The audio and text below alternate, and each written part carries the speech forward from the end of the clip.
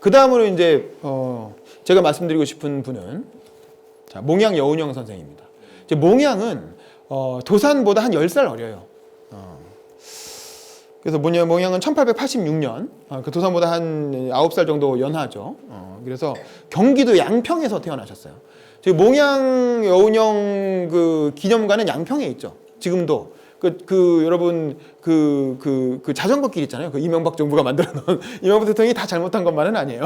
국민을 위해서 되게 좋은 레저 시설을 만들어 놓고 가셨는데, 그러니까 그분이 만든 거기를 자전거 타고 쭉 가다 보면, 무슨 역이더라? 그러니까 그 팔당역에서 한두 정거 더 내려가면, 그 몽양 여운형 생가 근처가 있어요. 그래서 거기서 자전거 타고 올라갈 수 있거든요. 저도 여기서 한번 갔다 왔는데, 거기 가면 지금도 여운형 생가가 있고, 거기 기념관이 조성이 되어 있습니다. 사실 지금 청소년들이나 젊은이들은 몽양을 잘 모르죠. 그런 사람이 있었다는 존재도 잘 몰라요.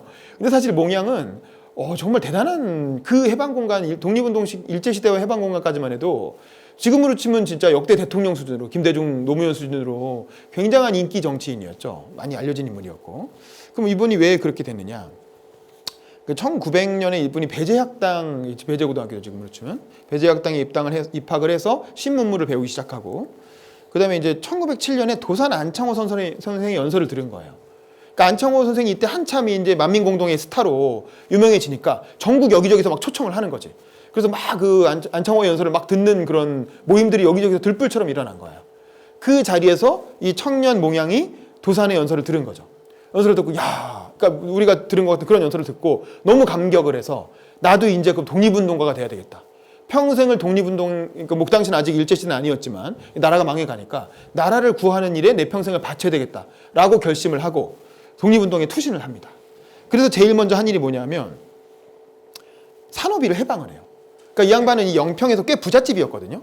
꽤 부잣집 도련님이었는데 부잣집이니까 당연히 노비들이 많았을 거 아닙니까? 그 당시에. 근데 이제 아버지가 돌아가시고 본인이 가게를 이어받자마자 제일 먼저 한 일이 노비문서를 불태운 일이에요. 노비문서, 그러니까 이 당시 아주 20살 안팎의 젊은 약관의 청년이었는데 86년생이니까 1908년이면 한 20살 된 거잖아요. 20살, 19살 요 나이인데 이제 노비문서 다 불태워버려 집에서. 여러분 노비 아닙니다. 여러분이 이제 자유민입니다. 라고 해서 불태워버리고 자기가 배운 어떤 민주주의라는 신문물을, 공화제라는 신문물을 실제로 가족에서부터 실천을 한 거죠.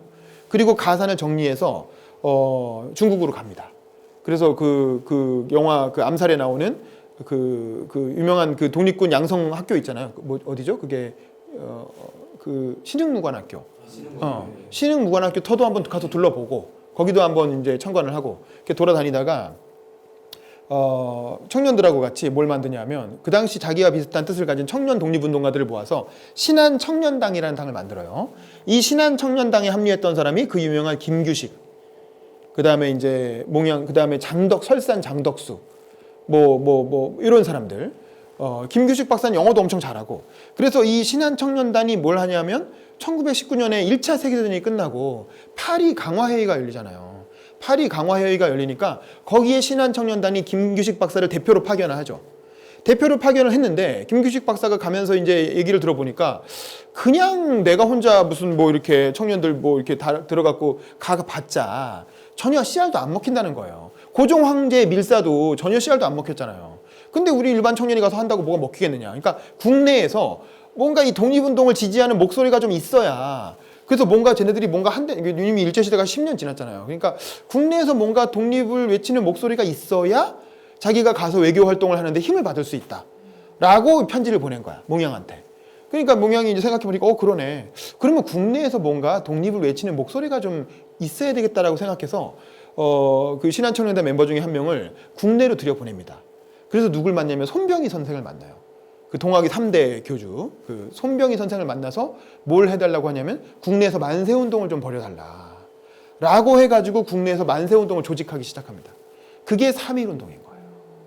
그러니까 몽양은 3.1 만세운동의 어떤 조직자, 그 처음에 이제 시작하게 만든 사람인 거죠. 이 신한청년당이 3.1운동의 모태가 된 거예요. 그러니까 사실 굉장히 큰 독립운동사의 업적을 세운 거죠. 물론 이제 10년간의 억눌린 어떤 민중들의 어떤 그 욕구가 한꺼번에 이제 만세운동의 형태로 그렇게까지 커질 줄 몰랐겠지. 아마 이 사람들도 그걸 기획을 할 때 설마 이게 전국적인 이런 운동이 될 줄은 몰랐겠지. 근데 그래도 어쨌든 그게 그 억눌린 10년간의 세월과 맞아떨어지면서 전국적인 그 대규모 운동으로 민족운동이 일어났고 그게 지금 우리나라 헌법에도 나오잖아요. 3.1운동으로부터 시작된 뭐 블라블라 이렇게 해가지고 3.1운동과 상해 임시정부의 법통을 이어받아 뭐 대한민국이 만들어졌다라고 헌법 전문에도 나오잖아요. 그러니까 대한민국을 만든 건국의 아버지인 거예요, 사실. 그러니까 도산이나 몽양 같은 사람들은 진짜 대한민국을 만든 사람들인 거죠. 근데 그리고 나서 상해 임시정부가 만들어졌죠. 3.1운동의 힘을 이어받아서 상해 임시정부가 만들어졌고 그 임시정부를 만들 때 외무부 차장을 합니다. 근데 이때 이 사람 나이가 30대 초반의 젊은이인 거예요. 그러니까 너무 젊으니까 장관급으로 못 가고, 그러니까 아까 그 내무총장이었잖아요. 다 도사는 장관급이었던 거고 이분은 차관급이었던 거예요. 내무부 차장, 외무부 차장. 그러니까 이 금능대학교라고 중국 대학에 유학을 가서 영문과를 입학을 했어요. 영어를 좀 했어요. 근데 영어를 뭐 유창하게 말로 하는 편은 아니지만 글을 좀 읽을 줄 알고 이러니까 양반이 이제 외무부 차장, 지금으로 좀 차관을 시키면서 이제 그 상해 임시정부의 초기 실무자로 활동을 한 거죠. 그리고 그 당시에 뭐 고려공산당인가 하여간 그 도사는 약간 민족주의 우파 계열이었고 몽양은 좌파 계열이었죠. 근데 그 당시에는 뭐 좌파와 우파의 대립이 그렇게 심각하지 않았기 때문에 그때는 그 민족해방운동을 가장 적극적으로 후원하던 세력이 소련이었고 소련이 1917년 혁명을 통해서 공산주의 국가를 세계 최초로 만들었잖아요. 그러니까 소련에 의존해서 독립운동을 하는 게 효율적이라고 생각했던 거죠. 그러니까 몽양은 무슨 뭐 마르크스주의를 뭐 아주 내재적으로 배워서 뭐 엄청 신봉하는 그런 사람이었다기보다는 독립운동의 어떤 하는 방편으로 이렇게 좌익 사상을 그냥 받아들였던 거죠. 그래서 민족주의자에 가까운 이제 독립운동가다라고 볼 수 있을 것 같아요. 그래서 일반적인 좌파라고 보긴 좀 어렵고 박헌영하고는 다른 거죠. 그러니까 이제 그리고 나서 이제 뭘 하게 되냐면 이게 몽양이 되게 유명해지고 근데 이때까지만 해도 누가 몽양을 알았겠어요. 되게 젊은이고 아직은 대중적으로 민족 그 국내에 알려진 인물은 아니었어요. 일반 민중들한테 알려진 인물은 아니었고 그냥 독립운동가이고 실무자로서 영향력이 큰 뭐 청년 33살이니까 뭐 그런 정도의 저보다도 10살이나 어린 나이였던 거잖아요. 근데 이제 이때 이분이 왜 유명해지게 됐냐면 아주 유명한 사건이 있어요. 이것도 참 그 어떻게 보면 우연과 우연이 겹쳐서 일어난 진짜 신기한 그 어떻게 이런 일이 있지 싶은 기적 같은 사건인데 뭐냐면 일본 정부가 몽양을 초청을 해가지고 일본 제국 호텔에서 연설을 할 기회가 생깁니다. 그러니까 웃기죠. 왜 그랬냐면 이때만 해도 3.1운동이 일어나고 나니까 일본 정부가 되게 패닉에 빠진 거야. 10년 정도 일제시대를 거치면서 나 되게 잘 다스리고 있다고 생각한 거예요. 일본 정부 입장에서는.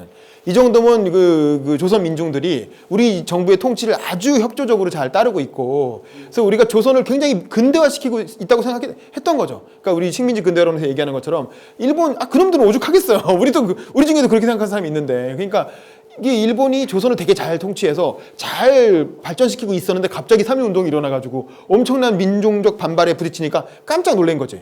그래서 일본도 이게 왜 이런 거냐라고 궁금해했고 그래서 또 상해 임시정부라는 게 만들어져서 뭐 테러리스트 조직이 생긴 거잖아요. 그때는 뭐 테러를 대대적으로 하진 않았지만 그러니까 저놈들이 왜 그러는지 불러서 한번 물어나 보자 이런 생각을 했던 거예요. 되게 황당하지만 지금 생각하면 황당하지만 그때는 그런 생각을 했던 거야. 그래서 일본 내각에 어떤 장관인지 누군지 뭐 무슨 뭐 고농가 뭔가 뭐 그런 이름을 가진 사람이 있어요. 오농가 그런 사람이 이 임시정부 측에 접촉을 해가지고 누구 한 명 보내봐라. 그래서 이제 그때 생각했던 건 이 몽양이라는 사람이 말도 잘하고 뭐 이렇게 그 합리적인 사람이다. 말이 통하는 사람이다. 라고 생각을 해서 이 사람을 불러다가 설득을 해서 자치론을 주장하게 하려고 했다는 거예요. 독립론이 아니라 그 자치론이라는 건 나중에 뭐 춘원 인광수나 이런 뭐 윤치호 같은 사람 다 자치론으로 넘어가잖아요. 그러니까 일본 내에서 의회 정치에 참여할 수 있는 자치권을 얻어라. 일본 국민으로서. 이때는 식민지였기 때문에 일본 의회 대표를 파견을 못 하잖아요. 조선 사람들이. 근데 내선 일체를 추구했기 때문에 일본이나 조선이나 같은 나라다. 그러니까 니네도 어느 정도 근대화가 되고 나면 자치권을 주겠다. 니네도 투표를 해가지고 대표를 국회의원을 뽑아서 일본 의회로 보내라. 이런 논리를 피려고 했던 거죠. 그래서 그런 논리를 피게 하기 위한 사람으로서 몽양을 점 찍은 거죠. 얘를 불러서 잘 설득해가지고 자치론자로 만들어서 얘를 통해서 국내 일본 정치, 이게 조선 민중들을 좀 이렇게 다독이면 되지 않겠느냐라는 생각을 했고 실제로 그건 나중에 뭐 춘원 이광수나 이런 사람들 다 그렇게 넘어가잖아요. 그 일제 말이 되면. 그러니까 그런 걸 그때부터 생각을 했던 거지. 그래서 몽양을 초청을 해가지고 아주 합법적으로 초청을 합니다.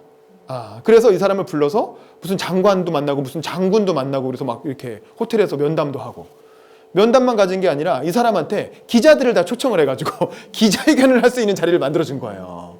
일본 정부에서. 아주 황당한 짓을 한 거죠.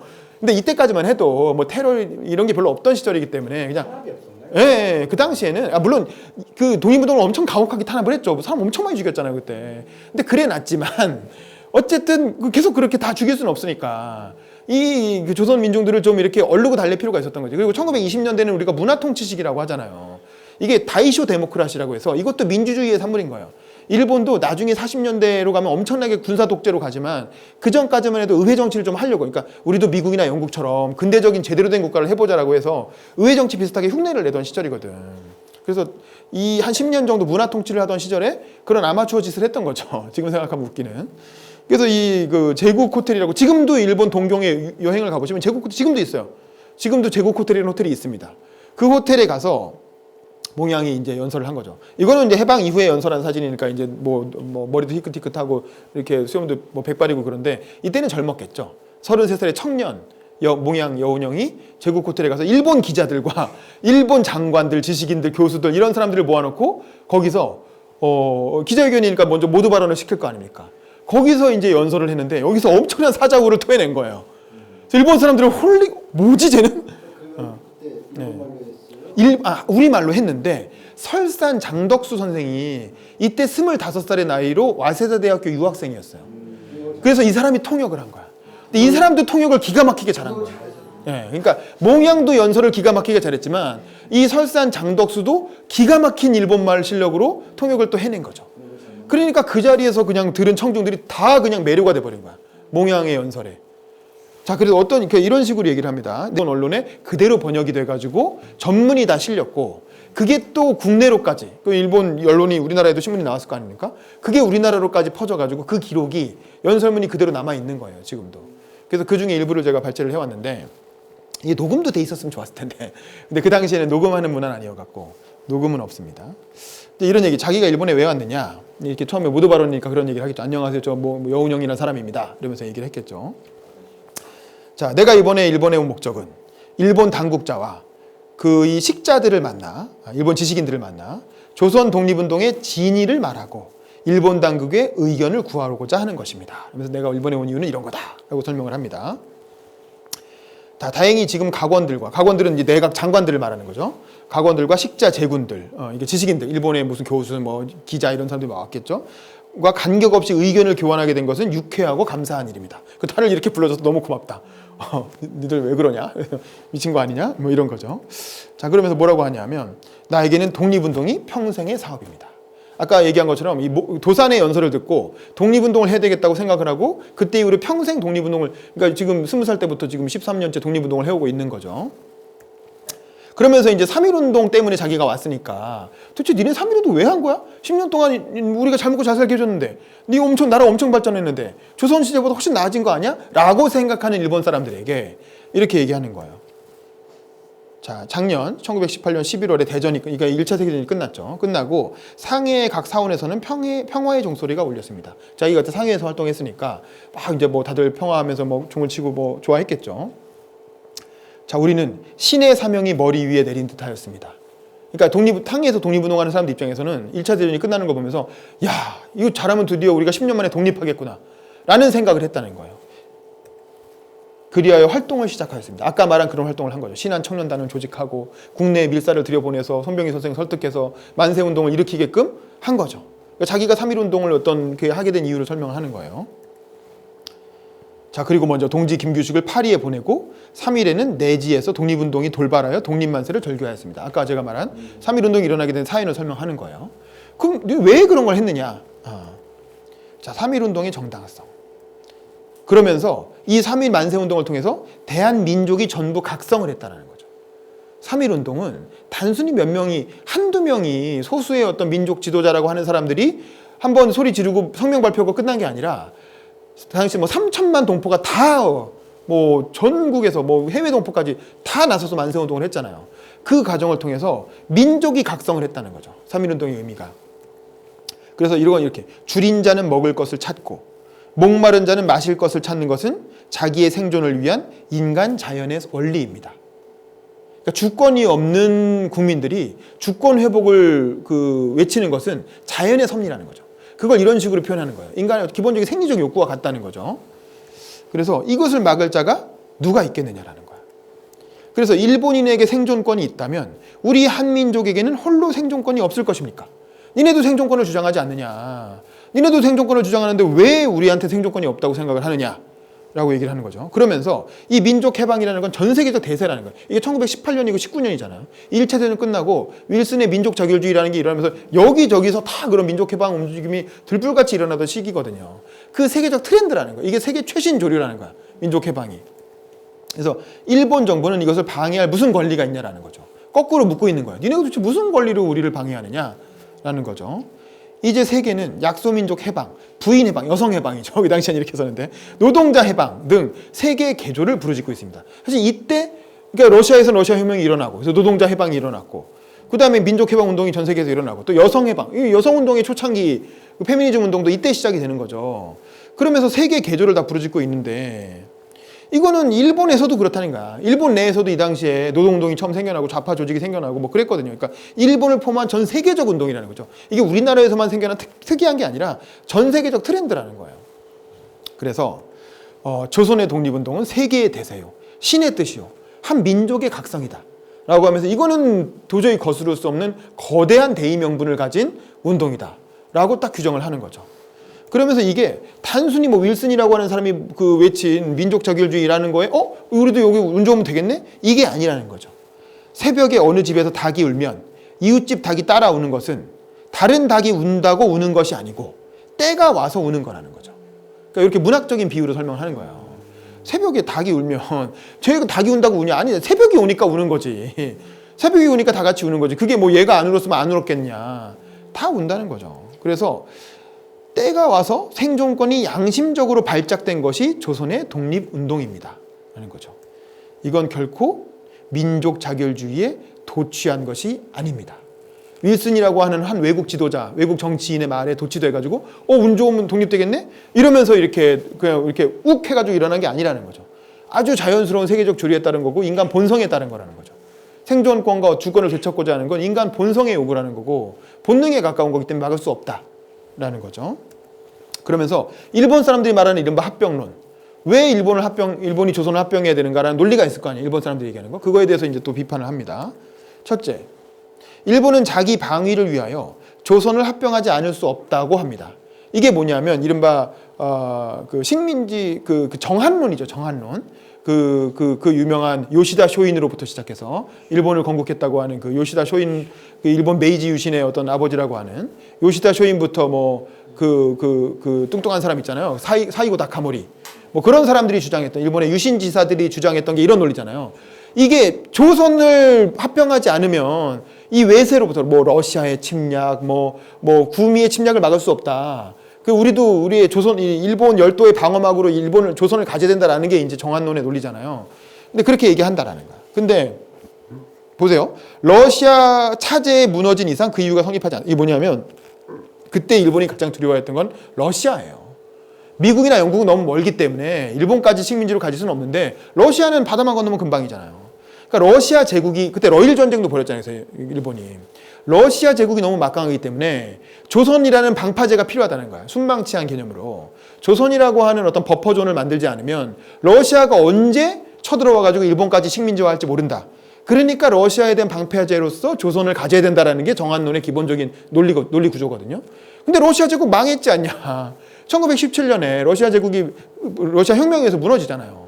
그리고 소련은 자기들끼리 노동자 해방하기도 바쁜데 무슨 식민지를 가지고 오히려 민족 해방에 앞장서고 있는데 러시아가 무슨 일본을 쳐들어오겠느냐. 말이 안 된다 이제는.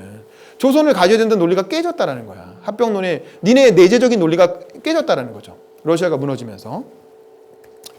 그리고 조선이 독립한 후라야 동양이 참으로 단결할 수 있다는 거죠. 조선이 독립국가가 돼야 서로 우호 설린 관계를 가질 수 있다는 거지. 그러면서 실상 일본의 의도는 이익을 위하여던 것일 뿐이다 라는 거죠. 니네를 방어하기 위해서 조선을 먹었다고 했지만 사실 그게 아니라 조선을 착취하기 위해서 니네의 이익을 위해서 먹은 거 아니냐 라고 일본 제국의 한복판에서 동경 호텔에 제국 호텔에서 일본 기자들과 일본 지식인들을 놓고 솔직히 니네를 지키기 위해서 먹었다고 했지만 사실 니네 이익 때문에 먹은 거잖아 라고 직격탄을 그냥 날려버리는 겁니다. 연설로. 그리고 또 뭐냐면 이제 이른바 실력론이라는 것도 반박을 합니다. 둘째, 조선은 독립을 유지한 실력이 없다고 말합니다. 그렇죠. 조선이란 나라가 뭐 완전히 뭐 당쟁과 뭐 이렇게 뭐 지들끼리 싸우고 지고받고 하느라 뭐 완전히 나라가 엉망진창이었고 삼정의 문란을 겪고 세도 정치를 겪어서 나라 자체가 유지될 상황이 아니었다. 그래서 망할 만한 나라가 망한 거다라고 일본이 얘기하죠. 나는 그게 우리나라 사람들이 얘기하는 건 의미가 있다고 봐요. 우리가 우리 스스로를 반성하면서 그렇게 얘기할 수 있죠. 아까 도산 안창호 선생처럼. 그건 의미가 있지만 일본이 그렇게 얘기한다는 거예요. 니네는 망할 만해서 망한 거야. 니네는 나라를 유지할 실력이 없었어. 우리가 지켜주지 않으면 니네는 서양한테 다 먹힐 거야. 라고 주장하면서 병탄을 했다는 거죠. 근데 그렇게 말할 수 없다라는 거예요. 과연 우리는 병력은 없다라는 거죠. 그때 군대가 거의 뭐 조선이 없었죠. 그래서 이제 그 전쟁 한번 못 해보고 나라를 뺏겼잖아요. 우리는 병력은 없습니다. 그러나 이제 한민족이 깨어났다는 거야. 그러니까 3.1운동을 기점으로 해서 상황이 바뀌었다는 거죠. 이 한민족이 다 같이 각성해서 이 조선민중이라는 인식을 가지게 됐고 상해 임시정부라고 하는 어떤 정부 조직을 가지게 됐다는 거죠. 그러니까 이제 우리가 민족적으로 각성을 했기 때문에 이제는 더 이상 그렇게 실력이 없다고 말할 수 없다는 거죠. 이제는 우리 스스로 정부를 구성할 수 있는 능력이 생겼다는 거죠. 그래서 열화와 같은 애국심이 이제 폭발했다는 거예요. 옛날에 구한말에는 애국심도 없었다는 거예요. 조선시대에 뭐 저 양반놈들 저놈들 우리 맨날 착취하기나 하고 괴롭히기나 하고 뭐 일본 놈들이 다스리나 우리가 다스리나 뭐 그게 그거지라고 생각하는 사람이 있었을 수도 있어요. 구한말에는. 그때 우리 얼마 전에 그 녹두꽃이라는 드라마 보면 그렇게 나오잖아요. 진짜 괴롭히잖아요. 민중들 괴롭히고 소장농으로 만들어가지고 다 뜯어가고 뭐 이방 뭐 이런 그런데 그때는 그럴 수 있으나 3.1운동을 거치면서 우리가 달라졌다는 거죠. 이제는 우리가 애국심이 폭발했고 조선이라고 하는 대한민국이라고 하는 나라를 우리나라로 받아들이고 있다는 거죠. 그래서 붉은 피와 생명으로서 조국의 독립에 이바지하려는 것을 무시할 수 있겠습니까? 근데 이게 한두 명의 독립운동가가 아니라 3.1운동 직후였기 때문에 이 논리가 굉장히 이 설득력을 가지게 되는 거예요. 3.1운동 때 전국에서 몇만 명이 죽었잖아요. 엄청나게 수많은 사람들이 희생당하고 학살당하고 막 기관총으로 쏘는데도 만세를 외치고 우리 얼마 전에 그 유관순 여사 얘기 들어보면은 아빠 엄마 그 자리에서 다 총 맞아 죽고 그리고 감옥에 갇혀서 1주년이 되는데 3.1운동 1주년을 기념하기 위해서 감옥에서 또 만세를 부른 거 아닙니까? 그랬다가 잡혀 들어가서 고문 당하다가 결국 뭐 이렇게 여성으로서 뭐 자궁 뭐 다 그 고문으로 다 파열되고 그래서 결국 돌아가신 거잖아요. 근데 그렇게 목숨을 바쳐가면서 조국에도 유관순 누가 알았어요? 전혀 이름 없는 일개 젊은 열 몇 살짜리 그 여고생이 그렇게까지 하는데 이게 뭐 소수의 어떤 명예가 있는 그 명망가 셀럽들이 그렇게 하는 게 아니고 일반 민중들이 다 그렇게 했다라는 거죠. 그러면은 이걸 어떻게 무시할 수 있냐라는 거죠. 이렇게 목숨을 바쳐가면서 독립을 주장하는 사람들을 어떻게 애국심이 없다고 얘기할 수가 있고 그 역량이 실력이 없다고 얘기할 수 있냐라는 거죠. 그래서 일본이 조선의 독립을 승인하면 조선에는 이제 더 이상 적이 될 게 없다는 거예요. 그러니까 일본의 적이 아니게 된다는 거죠. 조선이. 그래야 서쪽 이웃인 중화민국은 확실히 조선과 친선을 할 것이다라는 거죠. 중화민국 이때 또 순원이 또 혁명을 일으켜가지고 청나라가 망하고 여기서도 또 민주공화국이 만들어졌단 말이죠. 그러니까 대한민국과 중화민국 그리고 일본이라는 나라가 만약에 제국주의로 가지 않고 이렇게 의회 민주주의 정치를 하면 다 민주주의 국가들이 된다는 거예요. 동양 3국이. 그러면 민주주의 국가들이 동양 3국들끼리 싸울 일이 있겠느냐라는 거죠. 그러면 동양 사이에는 적이 없어지고 동양의 평화가 정착된다는 거죠. 그래서 몽양은 민주공화국을 설립해야 된다는 거야. 민주공화국. 이게 조선시대 끝나고 10년밖에 안 됐는데 아무도 왕정 복고를 주장한 사람이 없었어요. 이때 이미. 이때 상해 임시정부를 만들면서 뭐 무슨 이씨 왕씨를 데리고 와가지고 왕정을 복고하자 이런 얘기 하는 사람이 아무도 없어요. 다 좌파 우파 떠나서 다들 민주공화국을 만들어야 된다는 열망으로 가득 차 있었고 3.1운동 때도 누구도 물론 이제 고종 황제 이렇게 사망 장례식에 맞춰서 일어난 운동이긴 하지만 누구도 왕정 복고해야 된다는 주장을 하지 않았다는 거예요. 그래서 자, 일본이 솔선하여 조선의 독립을 승인하는 날이면 조선은 마땅히 일본과 친선할 것입니다. 그리고 우리의 건설 국가는 인민이 주인이 되어 인민을 다스리는 국가일 것입니다. 이때부터 민주공화국을 만들어야 된다는 생각을 한 거죠. 그래서 이 민주공화국은 대한민족의 절대적 요구요. 세계 대세의 요구입니다. 라는 거죠. 그래서 그러면 결국 동양에도 평화가 찾아온다는 거죠. 평화라는 것은 형식적 단결로는 성취하지 못합니다. 자, 이제 일본이 아무리 첩첩이구로 일중 친선을 말하지만 무슨 유익이 있습니까? 우리는 중국과 싸우려는 게 아니다. 중국과 평화로워지려는 거다. 친선을 쌓으려는 거다라고 말은 하지만 그게 말로 되는 거냐라는 거죠. 오직 정신적 단결이 필요하다. 이건 뭐냐면 이게 그 명분으로 결합해야 된다는 거죠. 그래서 자, 우리 동양인이 이런 경우에 서로 반목하는 것이 복된 일이냐라는 거죠. 동양 사람들끼리 안 그래도 지금 서세동점의 시대에 서양이 지금 동양을 막 침략해가지고 식민지로 샀는데 우리끼리 싸워서 해야 되겠느냐. 동양 삼국이라도 서로 힘을 합쳐야 되지 않느냐. 그래서 이런 거죠. 조선 문제가 해결되면 중국 문제도 용이하게 해결될 것입니다. 라는 거죠. 일본의 각성을 촉구하는 거야. 조선 독립은 일본과 분리되는 듯 하나 원한을 버리고 동일한 보조를 취하여 함께 나가고자 하는 것이니 진정한 합의리요. 동양 평화를 확보함이며 세계 평화를 유지하는 제1의 기초입니다. 그러니까 조선이 독립이 돼야 동양의 평화가 유지가 되고 그래야 세계 평화도 유지된다는 거예요. 그러니까 이 조선 독립이라고 하는 걸 단순히 조선만의 문제로 보는 게 아니라 이 동양의 국제 정세랑 연관시키고 세계 평화랑도 연관시키는 거죠. 특히 이때가 1차 세계대전이 끝난 직후였기 때문에 더 이런 세계 평화를 강조하는 논리가 굉장히 아마 설득력이 있었을 거예요. 왜냐면 얼마 전까지 세계대전을 치렀잖아요.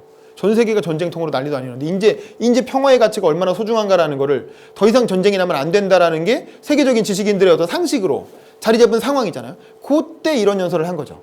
그래서 조선이 독립해야 되는 이유를 세계 평화로부터 찾아온 거예요. 동양 평화와 세계 평화로부터.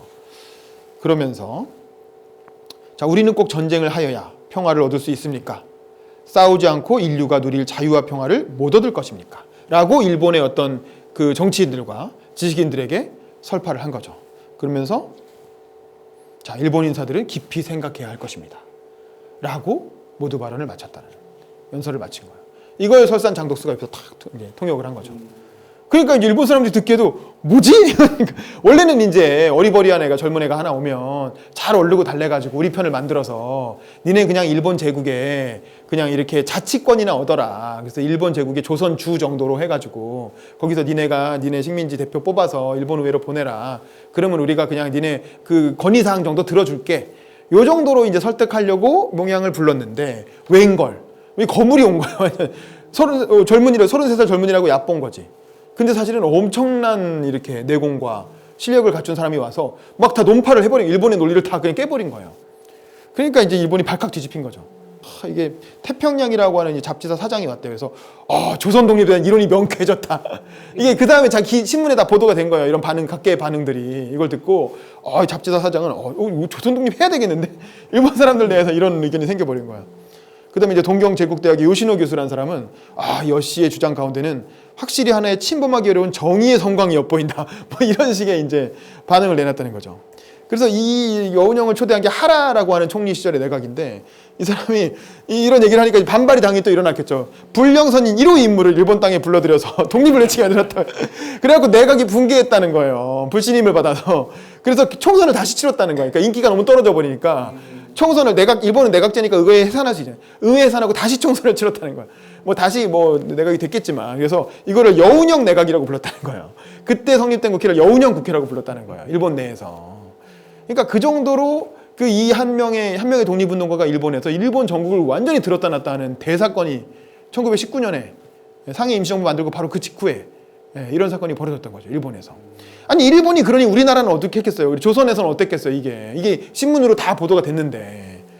그러니까 이제 우리나라에서도 독립신문에서 논설을 내가지고 이거 독립운동사에서 유례 없는 성과다라고 이제 대칭찬을 했고 이거는 이제 독립신문에서 낸 거지만 이제 조선 사람들 다들 뿌듯하게 생각을 했겠죠. 그 신문에 나온 걸 보면서.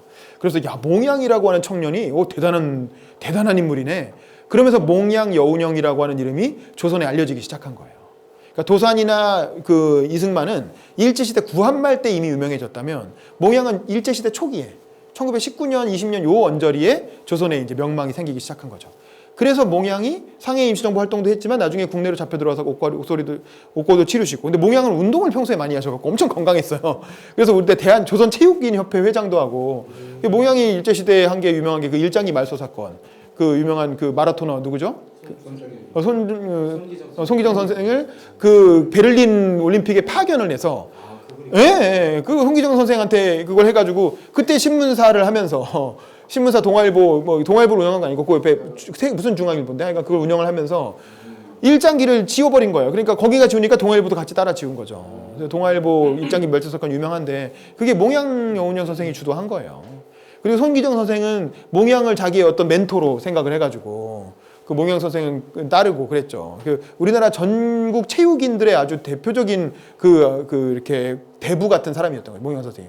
해방공간에서 암살되신 것도 그 체육인 행사에 참석하러 가다가 암살되신 거예요. 그 해화로에서 암살되시잖아요. 그 9번인가 10번 암살 시도를 당하다가 결국에는 이제 그 우익 청년의 총에 맞아서 암살되셨는데, 그때도 그 체육인 행사에 무슨 축사를 하러 가야 돼서 집에 가서 옷을 갈아입으러, 그러니까 개동이 집이었으니까 개동 집에 가서 옷을 정장으로 갈아입고 가시려고 가다가 거기서 이제 앞에 트럭이 딱 맞고 뒤에서 괴한이 달려 들어갖고 총 이렇게 창문 밖에서 쏴가지고 복부랑 이제 뭐 얼굴 목인가를 관통해서 바로, 아니 해방공간에서 해방되고 나서 김구 선생보다 좀 일찍 돌아가셨죠. 그리고 나서 김구 선생도 암살된 거고. 그러니까 이 몽양 선생이 돌아갔을 때 처음으로 조선 사람들이 국장을 해가지고 지금 노무현 대통령 노제한 것처럼 광화문 광장에 진짜 뭐 엄청나게 많은 인파가 몰려서 몽양 선생의 어떤 추모를 했고, 그때 이제 우파가 집권하다 보니까 이제 몽양 선생 암살 위협이 계속 이어지니까 몽양 선생이 자기 동생하고 이렇게 다 북한으로 보냈죠. 자기는 남한에서 좌우 합작 운동을 하지만 이 가족들까지 위험하니까 가족들은 다 북한으로 보낸 거예요. 그래서 몽양 선생 후손이 북한에서 뭐 부수상 같은 것도 하고 막 그랬죠. 그래서 몽양이 국내에서 더 핍박을 받았던 거예요. 죽고 나서도 복권이 잘 안 되고 그 묘지도 되게 허름하게 방치돼 있다가 그 김대중 노무현 정부 들어와서 그나마 좀 다시 복원이 되고 생가도 만들어지고 뭐 그런 거지. 그 전에는 거의 뭐 이렇게 쉬쉬하고, 왜냐면 좌파니까. 그리고 그 후손들이 북한으로 넘어가가지고 활동을 하니까 더 엄청난 핍박을 받았죠. 근데 사실은 이 몽양이라고 하는 사람이 해방 공간에서 가졌던 영향력이라는 건 엄청났고, 몽양이 만약에 암살되지 않았으면 역시 이승만의 아주 막강한 라이벌이 됐겠죠. 그래서 이승만에게는 제일 먼저 제거해야 될 가장 위험한 인물이었고, 사실 미군정도 처음에 이승만을 세웠다가 이승만이 통제가 안 되거든요. 이승만은 컨트롤이 안 되는, 이승만은 아무도 컨트롤이 안 되는 사람이에요. 이승만이 미국의 꼭두각시였다고 생각하는데 그렇지 않아요. 미국도 통제가 안 되는 사람이었어요. 그래서 이승만이 골치 아프니까 몽양하고 손을 잡으려고 했어요. 몽양이 처음에는 좌파라고 생각해서 경시하다가 나중에 계속 하는 걸 보니까 이 사람 말이 통하는 사람이거든. 그 옆에 김규식 같은 사람도 있고 영어도 잘하고, 그러니까 차라리 얘가 낫겠는데 해가지고 몽양하고 접촉을 해서 몽양을 어떤 해방 공간에 어떤 지지하려고 미군정도 그렇게 작업을 하고 있었는데, 그걸 알고 우파가 암살을 해버린 거지. 얘를 살려두면 큰일 나겠다. 그렇죠. 그래서 몽양이 살아 있었으면 아마 분단이 안 됐을 수도 있고, 적어도 분단은 어쩔 수 없죠. 소련이 어쩔 수 없지만 적어도 6.25는 안 일어났다는 거죠. 왜냐하면 남침을 할 명분이 없지. 몽양이 남한의 대통령이면 적어도 북한에서 김일성이 남침할 명분이 없죠. 몽양 선생은 그래도 말이 통하는 사람이고 진보적인 성향을 가진 사람인데 그 사람이 남한 대통령 하고 있는데 어떻게 남침을 합니까? 괴뢰라고 말할 수가 없죠. 근데 이승만이 집권했기 때문에 남한에서 좌파 세력이 일소돼 버리니까 그걸 명분으로 남침을 했던 거지. 그러니까 적어도 6.25는 막을 수 있었다는 거죠. 몽양이 살아 있었으면. 근데 이제 어쨌든 몽양을 제거하고 이어서 김구까지 제거하면서 이제 분단과 한국 전쟁으로 가는 길이 뻥 뚫리게 되는 거죠. 그래서 이제 몽양 선생이 돌아가시고 나서 이제 어떤 평가를 받았느냐? 김대중 대통령이 본인 자서전에 몽양 선생이 돌아가신 거를 평가하는 대목이 있습니다. 제 책에도 소개를 했는데 이렇게 얘기해요. 여운형은 해방 공간에서 민족을 구하려 동분서주했던 빼어난 인물이었다. 수많은 암살 시도에도 불구하고 좌우 합작 운동을 포기하지 않고, 사실 좌우 합작 운동 포기하고 정계 은퇴하고 잠깐 그 고향에 은거한 적도 있고 막 그래요. 하도 암살 시도가 많이 이어지니까. 근데 그럼에도 불구하고 이대로 가면 분단되게 생겼으니까, 분단되면 전쟁이다. 이건 이대로 두면 안 된다고 해서 남한에 있는 합리적인 진보와 보수 세력이라도 합쳐야 된다. 중도 통합 운동을 한 거죠. 그래서 좌파 우파를 끊임없이 같이 만나면서 그때 안재홍 선생, 김규식 선생 이런 사람들하고 끊임없이 얘기를 하면서 좌우 합작 운동을 계속 한 거죠. 그걸 반대했던 게 우파에는 이승만, 좌파에는 박헌영 이런 극우 극좌 세력들은 저거 저놈들 말이야 프락지들 그러면서 이제 비판을 했던 거고. 그리고 그 당시에는 치안이 정리가 안 됐기 때문에 누구든지 총을 쉽게 구할 수 있고, 일제시대 끝난 지 얼마 됐으니까 누구든지 쉽게 총을 구할 수 있고 누구든지 테러를 막 자행하고 이러는 시절이거든요. 몽양 선생이 막 끌려가가지고 어디 묶여있고 막 두드려 맞고 이런 일도 많았어요. 그러다가 자기가 막 탈출해가지고 막 절벽으로 뛰어내려서 살고 막 그런 그 에피소드가 되게 많아요. 몽양 그 암살과 그 해방공간에서 행적을 보면. 근데 어쨌든 결국에는 그 총을 피하지 못하고, 근데 그게 그때가 아니었더라도 계속 그렇게 활동하다 보면 언젠간 암살됐을 거예요. 계속 암살 시도가 이어지니까 죽을 때까지 계속 근데 그럼에도 불구하고 도망가지 않고, 사실 그 정도면 해외로 도망가거나 아니면 나는 정치 안 해 이제 이러고 이제 고향에 가서 조용히 있거나 그럴 수도 있었잖아요. 근데 그러지 않고 서울 한복판을 뻔질나게 다니면서 좌우 합작 운동을 계속 했다는 거죠. 공개적인 장소에 나와서 연설도 하고 기자회견도 하고 사람들도 몰고 다니면서 설득도 하고 협상도 하고. 그러니까 어떻게 보면 생명을 걸고 마지막까지. 물론 정확하게 이승만이 죽였다는 증거는 없어요. 지금도 몽양과 백범의 그 배우, 그 암살 배우는 누군지 밝혀지지 않았어요. 지금도 법적으로 누가 죽였다는 게 그 확인되지 않았어요. 예. 근데 이제 누구나 그냥 그러려냐고 짐작하는 거지. 극좌 아니면 극우가 죽였을 텐데 그 당시 상황에서 그 죽인 사람은 극우 청년이었으니까 당연히 이승만 세력이 죽인 거 아니냐라고 그냥 의심을 하고 추정을 하는 거지. 지금도 정확하게 누가 죽였는지 그 죽인 사람은 누군지 알지만 배우가 누군지는 밝혀지지 않았다. 그래서 김대중은 이렇게 평가합니다. 사람들은 그분이 이념에 희생되었다고 했다. 하지만 엄밀히 따져보면 이념을 내세우고 뒤로는 권력을 잡으려는 무리들의 탐욕에 희생되었다. 라는 게 김대중의 평가입니다. 참으로 개탄스러운 일이었다. 여운형의 주급으로 좌우합작은 사실상 좌절되었다. 김대중 자서전 1권에 보면 나오는 얘기고, 그래서 김대중 대통령은 아마 그렇게 생각했던 것 같아요. 그러니까 본인의 어떤 롤모델, 그 본인과 같은 과의 정치인이라고 생각했던 게 아닌가. 그러니까 말과 글로 상대방을 어떤 대화와 설득으로 그 생각을 바꿔서 같이 행동하게 만드는 그런 어떤 민주주의 철학을 가진 정치 선배로 마땅한 사람이 없잖아요. 그 우리나라의 이승만. 김구 선생은 훌륭한 분이긴 하지만 제가 책에도 썼는데 김구 선생은 일제시대였기 때문에 주로 말이나 이런 거보다는 본의 아니게 이제 그 폭력 투쟁을 할 수밖에 없었죠. 무력 투쟁을 할 수밖에 없었던 거고, 사실은 몽양은 그거보다는 어떤 이렇게 기본적으로 민주주의적인 방법, 대화와 협상, 그걸 통해서 그 독립도 이루고 그리고 해방 이후에 독립된 국가도 만들려고 했던 거죠. 그래서 어떻게 보면 도산, 몽양, 그 다음에 김대중, 노무현, 이렇게 이어지는 우리나라 그 중간에 죽산 조봉암 선생도 있고 그런데 그런 분들이 아마 우리나라 민주주의 정치가의 어떤 계보를 이어가는 그런 흐름이 아닌가라고 생각을 해서 제가 이 책을 보시면 그런 내용들을 좀 소개를 했습니다. 자, 오늘 발표는 이 정도로 마치도록 하겠습니다. 감사합니다.